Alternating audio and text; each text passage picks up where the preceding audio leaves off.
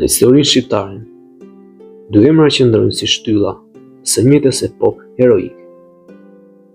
Gjergj Kastriot Skënderbeu, udhëheqësi legjendar i rezistencës kundër perandojës osmane, dhe Lek Dukagjini, princi i fuqishëm i Veriut, i cili la pas një nga kodet më të famshme të Evropës, Kanun.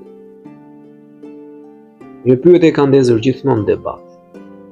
A ishte Lek Dukagjini xheloz për Skënderbeu?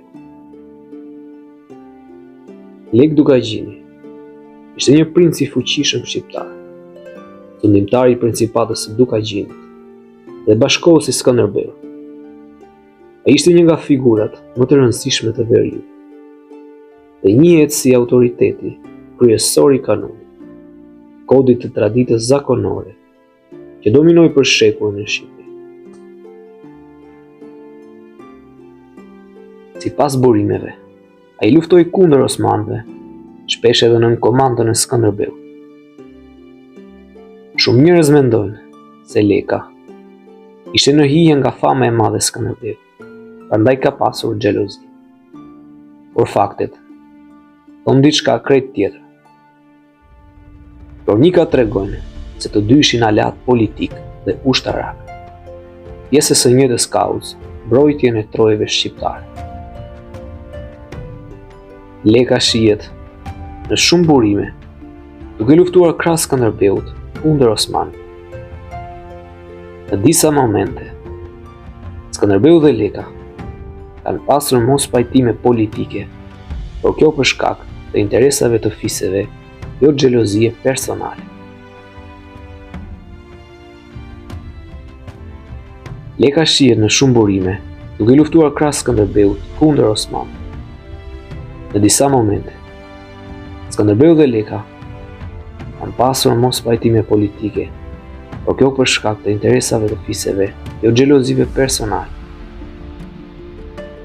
Historianët modern theksojnë se Leka shpesh është portretizuar padrejtisht negativisht, vetëm sepse Skënderbeu ishte figura dominante që hyjëzoi princat e tjerë. Në të vërtetë, ata bashkëpunuan në shumë betejë. Shumë njerëz ngatrojnë konfliktet e Lek Dukagjinit me Lek Zaharia, e një konflikt mes Lekës dhe Skënderbeut. Në vitin 1445, Leka u përfshi në një përplasje të madhe në dasmën e motrës së Skënderbeut, Mamica Kastriot. Me princin Lek Zaharia për dorën e Irena Dushmani, ngjarja degradoi në përleshje me shumë të vrarë. Ndërsa Lek Dukagjini u ndiej nënçmuar. Jo solli më pas vrahjen e Zaharias si akt takmarrjeje 2 vite më vonë. Por Skënderbeu nuk ishte pjesë e konfliktit, thjesht ishte shtëpia e tij, ajo ku ndodhi ngjarja. Historianët që kanë studiuar të dy figurat thonë qartë: Skënderbeu ishte udhëheqës i Lezhës dhe komandant suprem i koalicionit shqiptar. Lek Dukagjini ishte princi më i fuqishëm pas tij dhe kishte autoritet në zona të gjera të Veriut. Në disa kronika kanë ekzistuar përpjekje për të ulur figurën e Lek Dukagjinit, jo për fajt e tij, por për shkak se mizotronte figura madhështore e Skënderbeut. Kjo është arsyeja që disa mite të vonshme e portretizuan Lekën si rival të Skënderbeut, megjithse kronikat më të hershme të kohës nuk e mbështesin këtë përshtypje. Pas vdekjes së Skënderbeut në vitin 1468, Lek Dukagjini mori drejtimin e rezistencës shqiptare kundër osmanëve në periudhën më të vështirë të qendresës. Nëse do kishte pasur xhelozi, ai nuk do kishte mbajtur gjallë luftën e një njeriu me të cilën pretendohet se kishte konflikt. Ky fakt e rrezon plotësisht mitin e xhelozisë.